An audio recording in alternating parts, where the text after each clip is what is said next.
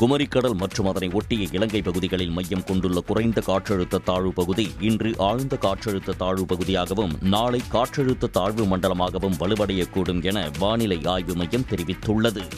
இதன் காரணமாக குமரி, நெல்லை, தூத்துக்குடி, ராமநாதபுரம் ஆகிய மாவட்டங்களில் இன்றும், தூத்துக்குடி, ராமநாதபுரம், புதுக்கோட்டை, தஞ்சை, திருவாரூர், நாகையில் நாளையும் கனமழை பெய்யக்கூடும் என சென்னை வானிலை ஆய்வு மையம் கூறியுள்ளது. கடந்த 24 மணி நேரத்தில் அதிகபட்சமாக நெல்லை மாவட்டம் ஊத்து, நாலுமுக்கு ஆகிய பகுதிகளில் தலா 17 சென்டிமீட்டர் அளவுக்கு மழை பெய்துள்ளது. காங்காட்சியில் 14 சென்டிமீட்டரும், மாஞ்சோலையில் 13 சென்டிமீட்டரும், கடலூர் மாவட்டம் கொத்தவாச்சேரியில் 8 சென்டிமீட்டர் மழையும் பதிவாகி உள்ளது. திருவாரூரில் 7 சென்டிமீட்டரும், புவனகிரி, மன்னார்குடி, நீடாமங்கலத்தில் தலா 6 சென்டிமீட்டரும் மழை பதிவாகி உள்ளது. இதனிடையே அந்தமான் அருகே மலாக்கா ஜலசந்தி பகுதிகளில் நிலவும் காற்றழுத்த தாழ்வு மண்டலம் புயலாக வலுப்பெற வாய்ப்புள்ளதாக சென்னை வானிலை ஆய்வு மையம் தெரிவித்துள்ளது. குமரியில் உள்ள திருப்பரப்பு அருவியில் ஏற்பட்டுள்ள வெள்ளப்பெருக்கால் 3வது நாளாக குளிக்க தடை விதிக்கப்பட்டது. அருவியில் உள்ள அனைத்து பகுதிகளையும் தண்ணீர் மூழ்கடித்து ஆர்ப்பரித்து செல்கிறது.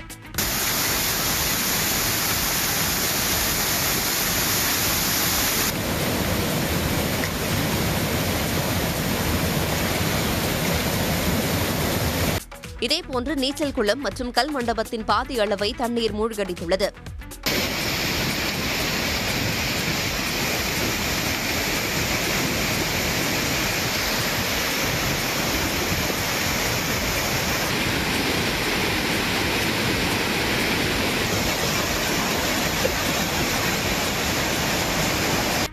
கன்னியாகுமரி மாவட்டத்தில் வடகிழக்கு பருவமழை தீவிரமடைந்துள்ளதால் அணைகள் நிரம்பி திருப்பரப்பு அருவிக்கு தண்ணீர் வரத்து தொடர்ந்து அதிகரித்து வருகிறது. தூத்துக்குடி மாவட்டம் ஸ்ரீவைகுண்டம் தடுப்பணையிலிருந்து வினாடிக்கு 27,000 கன அடி தண்ணீர் வீணாக கடலுக்கு செல்வதாக விவசாயிகள் வேதனை தெரிவிக்கிறார்கள். வடகிழக்கு பருவமழை காரணமாக தென் மாவட்டங்களில் கடந்த 4 நாட்களாக பரவலாக மழை பெய்து வருகிறது. இதனால் தாமிரபரணி ஆற்றில் தண்ணீர் பெருக்கெடுத்துள்ளது. ஸ்ரீவைகுண்டம் தடுப்பணையிலிருந்து வினாடிக்கு 27,000 கன அடி தண்ணீர் வெளியேறி வருகிறது.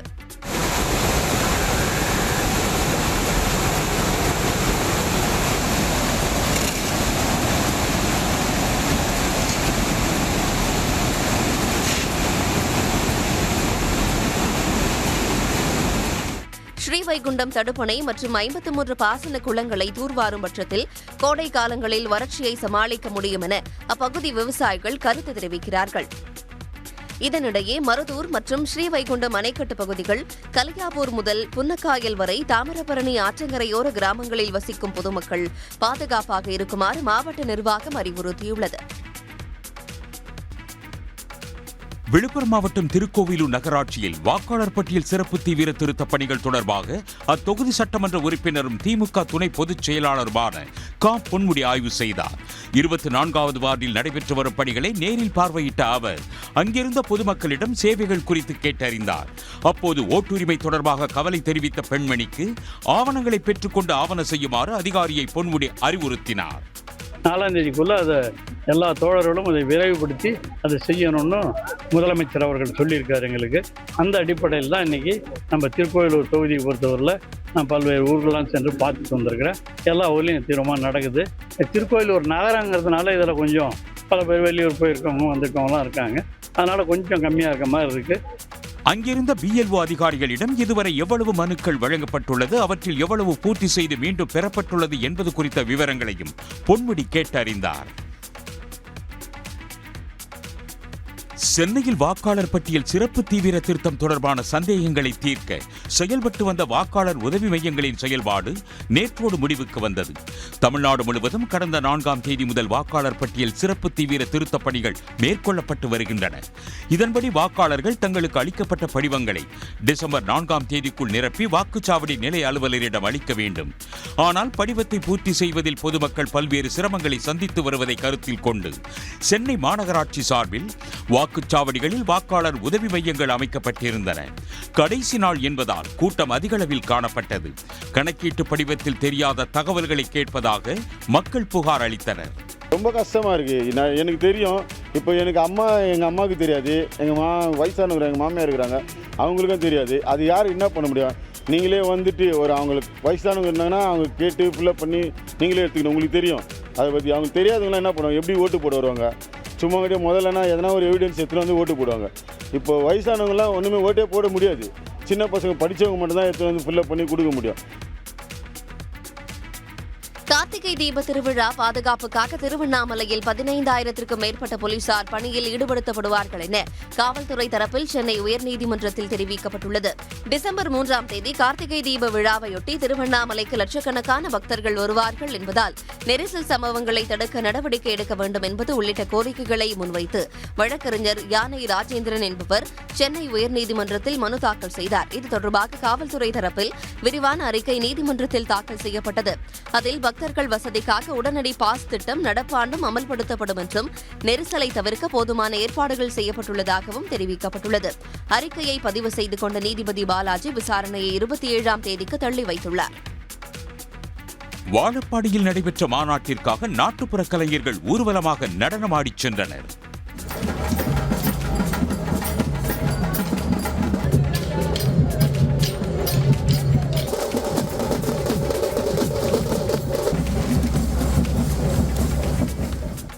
சேலம் மாவட்டம் வாழப்பாடியில் தமிழ்நாட்டு நாட்டுப்புற கலைஞர்கள் சங்கம் சார்பில் மாநாடு நடைபெற்றது. மாநாடு தொடக்கத்தில் 1 கிலோமீட்டர் தூரம் பேரணியாக வந்த நாட்டுப்புற கலைஞர்கள் பல்வேறு விதமான நடனங்களை ஆடினர்.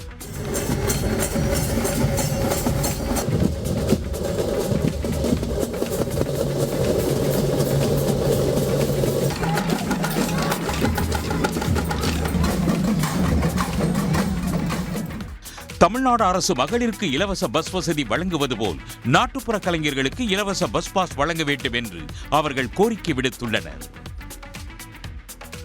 நகை திருட்டு வழக்கில் குற்றவாளிகளை கண்டுபிடிக்க முடியவில்லை என்றால் பாதிக்கப்பட்டோருக்கான இழப்பீட்டை அரசே வழங்க உயர்நீதிமன்ற மதுரை கிளை உத்தரவிட்டுள்ளது. மதுரையில் 2015ஆம் ஆண்டு 75 சவர நகைகள் கொள்ளையடிக்கப்பட்டது தொடர்பான வழக்கு விசாரணைக்கு வந்தது. அப்போது கொள்ளை நடந்து 10 ஆண்டுகளாகியும் குற்றவாளிகள் கண்டுபிடிக்கப்படவில்லை என்று மனுதாரர் தரப்பில் வாதிடப்பட்டது. இதை ஏற்ற நீதிபதி குற்றவாளிகளை குறிப்பிட்ட கால இடைவெளிக்குள் கண்டுபிடிக்க முடியவில்லை என்றால் திருடுபோன நகையின் மொத்த மதிப்பில் 30% தொகையை புகார்தாரருக்கு அரசு இழப்பீடாக வழங்க வேண்டும் என உத்தரவிட்டார்.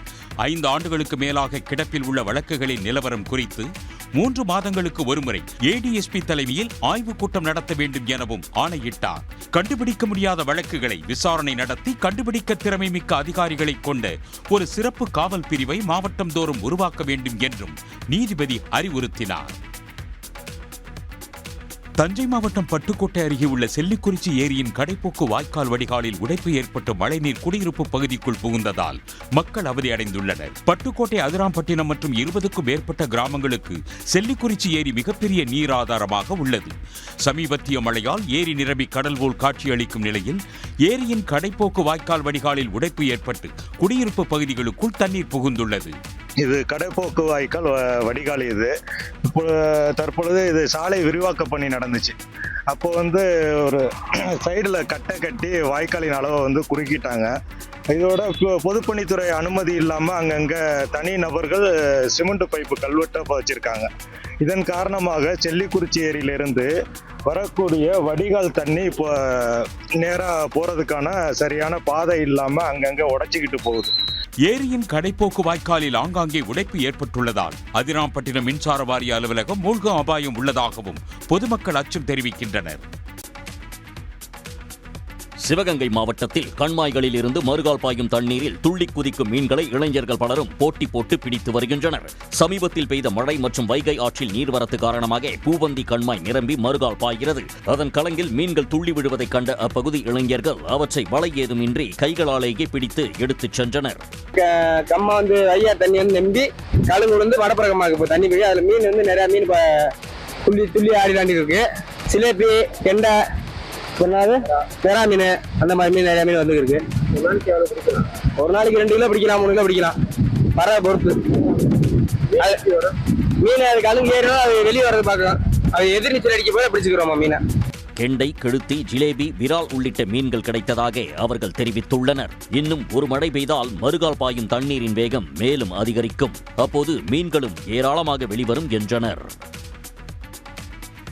கரூர் சம்பவம் தொடர்பாக விசாரணை நடத்தி வரும் சிபிஐ அதிகாரிகளிடம் தாவேகா நிர்வாகிகள் 2வது நாளாக ஆஜராகி விளக்கம் அளித்தனர். அக்கட்சியின் பொதுச் செயலாளர் ஆனந்த், ஆதவ் அர்ஜுனா, நிர்மல்குமார் உள்ளிட்டோரிடம் சுமார் 3 மணி நேரம் இந்த விசாரணை நடைபெற்றது. விசாரணையின் போது நடந்த சம்பவங்கள் குறித்தும் சந்தேகப்படும் சில நபர்கள் குறித்தும் சிபிஐ அதிகாரிகளிடம் தெரிவித்ததாக நிர்மல்குமார் கூறினார். தாவேகாவின் கரூர் மாவட்ட செயலாளரும் நிகழ்ச்சி ஏற்பாட்டாளருமான மதியழகனிடம் சுமார் 7 மணி நேரம் சிபிஐ அதிகாரிகள் விசாரணை நடத்தினர். கரூர் வேலுச்சாமிபுரத்தில் கடந்த செப்டம்பர் 27ஆம் தேதியன்று விஜய் பரப்புரை கூட்டத்தில் சிக்கி 41 பேர் உயிரிழந்தனர். இந்த சம்பவம் தொடர்பாக சிபிஐ அதிகாரிகள் விசாரணை நடத்தி வருகின்றனர். மயிலாடுதுறை தரங்கம்பாடி இடையே ரயில் சேவை தொடங்கப்பட்டு 100வது ஆண்டு தின தொடக்க விழா செவ்வாயன்று மயிலாடுதுறை ரயில் நிலைய வாயிலில் கொண்டாடப்பட்டது. 40 ஆண்டு காலமாக இயங்காத ரயில் சேவை மீண்டும் இயக்கப்படும் என காத்திருக்கும் பொதுமக்கள் இனிப்புகள் வழங்கி ரயில் சேவையின் பழைய நினைவுகளை நினைவு கூர்ந்து கொண்டாடினர். என்ன வேண்டுகோள், இந்த மயிலாடுதுறையினுடைய மாவட்டத்தினுடைய 11 லட்சம் மக்கள் சார்பாக கொடுக்கக்கூடிய வேண்டுகோள் என்னன்னா, இந்த ரயில் பாதையை மீட்டெடுத்து காரைக்கால் திருநள்ளார் காரைக்கால் வரை நீட்டித்து சுற்றுவட்ட ரயில் விடணும். ஆங்கிலேயர் ஆட்சிக் காலத்தில் சென்னை திருச்சி மார்க்கத்தில் முக்கிய வழித்தடமாக இருந்த மயிலாடுதுறை ரயில்வே ஜங்ஷன் நிலையத்தில் 1926ஆம் ஆண்டு நவம்பர் 25ஆம் தேதி தரங்கம்பாடி வரை 30 கிலோமீட்டர் தூரம் மீட்டர் கேஜ் ரயில் சேவை துவங்கப்பட்டு இயங்கி வந்தது. இந்த ரயில் சேவை போதிய வருமானம் இல்லை என்று காரணம் கூறி 1986 டிசம்பர் மாதம் நிறுத்தப்பட்டது. ரயில் சேவையை மீண்டும் துவங்க வேண்டும் என்று நீண்ட காலமாக கோரிக்கை எழுந்துள்ளது. வாக்காளர் பட்டியல் சிறப்பு தீவிர திருத்தத்தை எதிர்த்து நாடு தழுவிய யாத்திரை நடத்த உள்ளதாக மேற்குவங்க முதல்வர் மம்தா பானர்ஜி அறிவித்துள்ளார். எஸ்ஐஆர் பணிகளில் நடைபெறும் குளறுபடிகள் மற்றும் பொதுமக்கள் வாக்குகளை இழக்கும் அபாயத்தை கண்டித்து மேற்கு வங்கத்தில் மம்தா பானர்ஜி தலைமையில் பிரம்மாண்ட பேரணி நடைபெற்றது. பேரணியில் ஆயிரக்கணக்கானோர் பங்கேற்ற நிலையில் தேர்தல் ஆணையத்தை கண்டித்தும் ஒன்றிய பாஜக அரசை கண்டித்தும் முழக்கங்கள் எழுப்பப்பட்டன.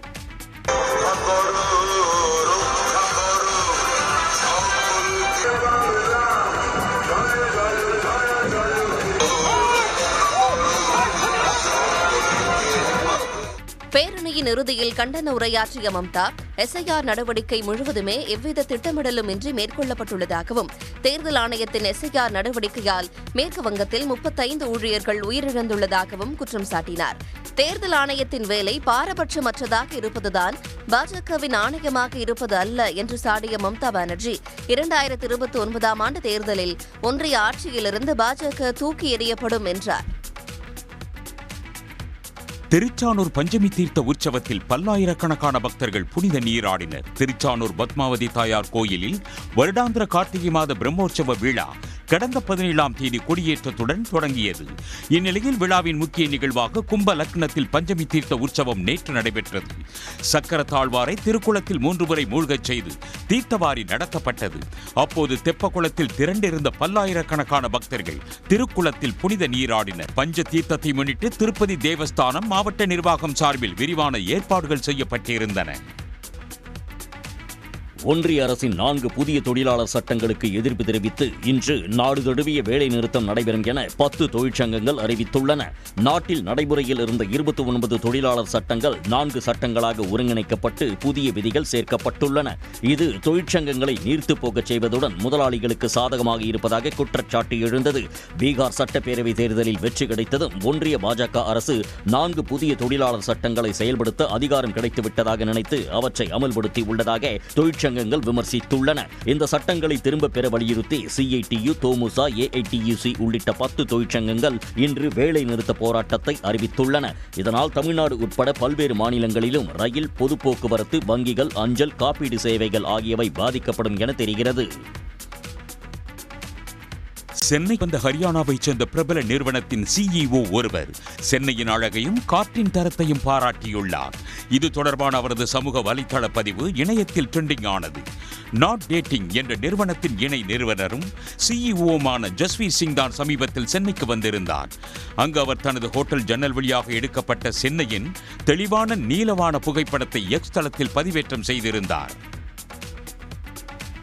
மத்திய பிரதேசத்தின் மந்த்சௌர் மாவட்ட விவசாயிகள் வெங்காயத்தின் கொள்முதல் விலை கடுமையாக சரிந்ததால் கண்ணீர் சிந்தும் நிலை ஏற்பட்டுள்ளது. கடந்த ஆண்டு கிலோவிற்கு 25 முதல் 30 ரூபாய் வரை இருந்த வெங்காயத்தின் விலை இந்த ஆண்டு மண்டியில் 1 ரூபாய் முதல் 10 ரூபாய் வரை மட்டுமே விற்பனை செய்யப்படுகிறது. இதனால் மிகுந்த வேதனை அடைந்த விவசாயிகள் மந்த்சௌர் மாவட்டத்தின் தம்னார் எனும் கிராமத்தில் வெங்காயத்திற்கு இறுதிச் சடங்கை நடத்தி நூதன எதிர்ப்பு தெரிவித்தனர். இறந்தவர்களின் உடலை அடக்கம் செய்வதற்கான பாடையை கட்டி அதில் வெங்காயத்தை பரப்பி சுடுகாட்டிற்கு கொண்டு சென்று எரித்தனர்.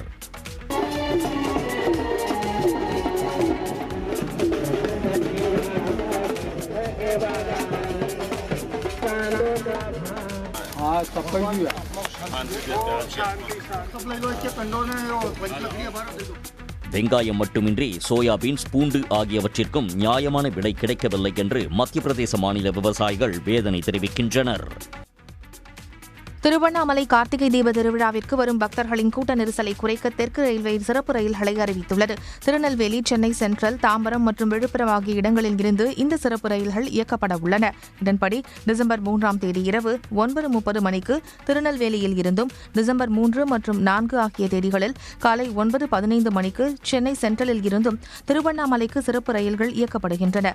டிசம்பர் 3 மற்றும் 4 காலை 9:15 மணிக்கு தாம்பரத்தில் இருந்து புறப்படும் ரயில் அதே நாளில் மாலை 5 மணிக்கு திருவண்ணாமலை சென்றடைந்து பின்னர் அங்கிருந்து மீண்டும் தாம்பரம் வந்தடையும் என தெரிவிக்கப்பட்டுள்ளது. விழுப்புரத்தில் இருந்து 2 முன்பதிவில்லா ரயில்கள் இயக்கப்படுகின்றன.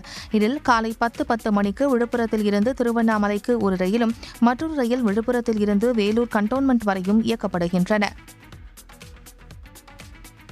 சிங்கப்பெருமாள் கோவில் முதல் பூஞ்சேரி வரை 6 வழிச்சாலை அமைக்க நெடுஞ்சாலைத்துறை டெண்டர் கோரியுள்ளது. 28 கிலோமீட்டர் தூரத்திற்கு 2700 கோடி மதிப்பீட்டில் இந்த சாலை அமைக்கப்பட உள்ளது. சென்னை எல்லை சாலைகள் திட்டத்தின் இறுதிக்கட்டமாக 6 வழிச்சாலை திட்டமாக அறிவிக்கப்பட்டுள்ளது. எண்ணூர் துறைமுகம் மாமல்லபுரம் வரை 132.87 கிலோமீட்டர் தூரத்திற்கு பல கட்டங்களாக சாலை அமைக்கும் பணி நடைபெற உள்ளது. தமிழ்நாட்டின் வடக்கு மற்றும் தென் மாவட்டங்களில் இருந்து எண்ணூர் காமராஜர் துறைமுகம் செல்லும் கனரக வாகனங்களால் கடும் போக்குவரத்து நெரிசல் ஏற்படுகிறது. இதனை கட்டுப்படுத்த இந்த சாலை அமைக்கப்படுகிறது. திருவாரூர் அருகே உள்ள அரசு ஆரம்ப சுகாதார நிலையத்தை தனிநபர் ஒருவர் தனது சொந்த நிதியில் இருந்து புனரமைத்து கொடுத்துள்ளார். வடபாடி மங்கலம் அருகே உள்ள சாத்தனூர் கிராமத்தைச் சேர்ந்த ராஜகோபால் என்பவர் மக்கள் நலன் சார்ந்த திட்டங்களை தனது சொந்த நிதியில் இருந்து செய்து வருகிறார். இவர் சாத்தனூர் கிராமத்திற்கு என திருமண மண்டபம், மருத்துவமனை கட்டிக் கொடுத்துள்ளார். தொட்டதற்கு எல்லாம் அரசை நம்பியே இருப்பதை தவிர்த்து தங்களால் இயன்ற நலத்திட்டங்களை செய்ய அனைவரும் முன்வர வேண்டும் என அவர் கேட்டுக் கொண்டுள்ளார். மதருக்கு ரொம்ப வருத்தம் நம்மளுக்கு இருக்கும். நம்ம ஊர் ஜனங்கள்லாம் கஷ்டப்படுறாங்க, அவங்களுக்கு ஏதாவது பண்ணணும், நீ பண்ணு அப்படின்னாங்க. அவங்க கொடுத்த தைரியத்தில் தான் அந்த பில்டிங்கை கட்டினலாம். அதனால தான் அந்த ஹாஸ்பிட்டல் கட்டினோம், ஹாஸ்பிட்டல் டிஹெச் கட்டினோம், நர்சஸ் குவார்ட்டர்ஸ் கட்டினோம். இந்த ஊரில் கல்யாண மண்டபம் கட்டி கொடுத்துருக்கேன். அந்த கல்யாண மண்டபத்தோட செலவு 7,000 ரூபா தான் ஒரு கல்யாணத்துக்கு. அது கட்டி கொடுத்துருக்கேன். இப்போ வாட்டர் பிளான்ட், இங்கே தண்ணி கஷ்டப்படுறது, எல்லாரும் கஷ்டப்படுறாங்கன்னு வாட்டர் பிளான்ட் ஒன்று கட்டி கொடுத்தோம். சிதிலமடைந்து இருந்த அரசு ஆரம்ப சுகாதார நிலைய கட்டிடத்தை ராஜகோபால் 5 லட்சம் ரூபாய் செலவு செய்து மறுசீரமைப்பு செய்துள்ளார். இதனை மாவட்ட சுகாதார பணிகள் இணை இயக்குநர் திறந்து வைத்தார். சென்னை யானைகவுனி பகுதியில் உள்ள பட்டறையில் நகை வாங்குவது போல நடித்து கடை உரிமையாளரை தாக்கி 80 சவர நகைகளை 2 பேர் கொள்ளையடித்து சென்ற சம்பவம் பரபரப்பை ஏற்படுத்தியுள்ளது. ஜெகதீஷ் என்பவர் யானைகவுனி வெங்கட்ராயன் தெருவில் நகை பட்டறை நடத்தி வருகிறார். நேற்று இரவு அவரது கடைக்கு வந்த அடையாளம் தெரியாத நபர்கள் தங்க நாணயங்கள் செய்து தர கேட்டுள்ளனர். அப்போது திடீரென ஜெகதீஷை இரும்பு கம்பியால் தாக்கி அவரது முகத்தில் ஸ்ப்ரே அடித்துள்ளனர். பின்னர் அவரை கட்டி போட்டுவிட்டு 80 லட்சம் ரூபாய் மதிப்புள்ள 80 சவர நகைகளை கொள்ளையடித்துவிட்டு மர்ம நபர்கள் தப்பி சென்றுள்ளனர். கொள்ளையர்கள் கடையில் இருந்த சிசிடிவி கேமரா அடித்து நொறுக்கிவிட்டு காட்சிகள் பதிவாகும் டிவிஆரையும் எடுத்துச் சென்றதாக கூறப்படுகிறது. அவர் கடையில் இருந்தது ஃபுல் கோல்டு, அவருடைய டிவி, அந்த ஸ்டோர் ஆகும் பார்த்தீங்களா, அது எல்லாத்தையும் எடுத்துக்கின்னு அழகாக அவனுங்க வெளியே வரும்போது லைட்டை ஆஃப் பண்ணிவிட்டு பேகை மாட்டின்னு வெளியே எப்போதும் போல கஸ்டமர் மாதிரி போயிட்டு இருக்கிறாங்க.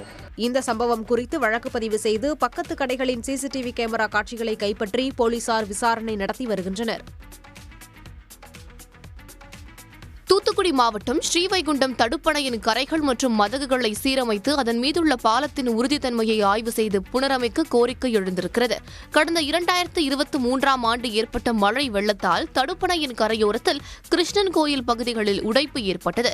மேலும் தாமிரபரணி ஆற்றில் ஏற்பட்ட வெள்ளப்பெருக்கால் ஸ்ரீவைகுண்டம் அணைக்கு அருகிலுள்ள கரைகள் பாதிக்கப்பட்டன. இதனால் அணையின் மேல் பகுதியில் 150 ஆண்டுகளுக்கு முன்பு அமைத்த பாலத்தில் சிமெண்ட் பெயர்ந்து கம்பிகள் வெளியே தெரியும்படி ஆபத்தான சூழலில் நிலையில் இருப்பதாக கூறப்படுகிறது. தற்போது தென் மாவட்டங்களில் தொடர்ந்து கனமழை எச்சரிக்கையை வானிலை மையம் விடுத்திருக்கும் நிலையில் கிருஷ்ணன் கோயில் கரையோரத்தில் தற்காலிகமாக மணல் மூட்டைகளை அமைக்கவும் விரைவில் தடுப்புச் சுவர் அமைக்கவும் கோரிக்கை விடுத்திருக்கின்றனர்.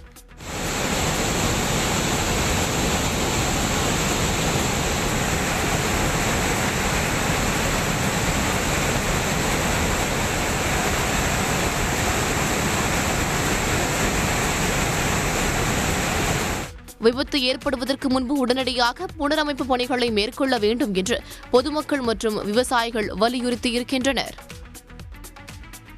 ஒடிசாவில் ஆக்கிரமித்து கட்டப்பட்ட வங்கியின் படிக்கட்டு இடிக்கப்பட்டதை அடுத்து வங்கி ஊழியர்களும் வாடிக்கையாளர்களும் ஏணி வைத்து ஏறி வங்கிக்கு செல்லும் நிலை ஏற்பட்டது.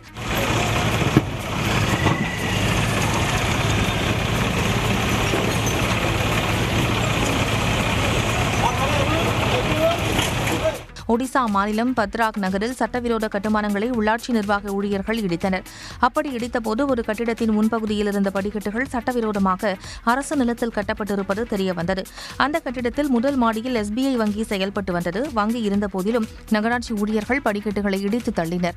வங்கிக்கு செல்லும் படிக்கட்டு இடிக்கப்பட்டதால் முதல் மாடியில் இருக்கும் வங்கிக்கு செல்ல முடியாத நிலை ஏற்பட்டது. இதையடுத்து டிராக்டர் ஒன்றை கொண்டு வந்து வங்கி அருகில் நிறுத்தினர். அதன் மீது ஒரு மர ஏணியை வைத்து அதில் ஏறி ஊழியர்களும் வாடிக்கையாளர்களும் வங்கிக்கு சென்றனர். குமரிக்கடல் மற்றும் அதனை ஒட்டிய இலங்கை பகுதிகளில் மையம் கொண்டுள்ள குறைந்த காற்றழுத்த தாழ்வு பகுதி இன்று ஆழ்ந்த காற்றழுத்த தாழ்வு பகுதியாகவும் நாளை காற்றழுத்த தாழ்வு மண்டலமாகவும் வலுவடையக்கூடும் என வானிலை ஆய்வு மையம் தெரிவித்துள்ளது. இதன் காரணமாக குமரி, நெல்லை, தூத்துக்குடி, ராமநாதபுரம் ஆகிய மாவட்டங்களில் இன்றும், தூத்துக்குடி, ராமநாதபுரம், புதுக்கோட்டை, தஞ்சை, திருவாரூர், நாகையில் நாளையும் கனமழை பெய்யக்கூடும் என சென்னை வானிலை ஆய்வு மையம் கூறியுள்ளது. கடந்த 24 மணி நேரத்தில் அதிகபட்சமாக நெல்லை மாவட்டம் ஊத்து, நாலுமுக்கு ஆகிய பகுதிகளில் தலா 17 சென்டிமீட்டர் அளவுக்கு மழை பெய்துள்ளது. காங்காட்சியில் 14 சென்டிமீட்டரும், மாஞ்சோலையில் 13 சென்டிமீட்டரும், கடலூர் மாவட்டம் கொத்தவாச்சேரியில் 8 சென்டிமீட்டர் மழையும் பதிவாகி உள்ளது. திருவாரூரில் 7 சென்டிமீட்டரும், புவனகிரி, மன்னார்குடி, நீடாமங்கலத்தில் தலா 6 சென்டிமீட்டரும் மழை பதிவாகி உள்ளது. இதனிடையே அந்தமான் அருகே மலாக்கா ஜலசந்தி பகுதிகளில் நிலவும் காற்றழுத்த தாழ்வு மண்டலம் புயலாக வலுப்பெற வாய்ப்புள்ளது சென்னை வானிலை ஆய்வு மையம் தெரிவித்துள்ளது.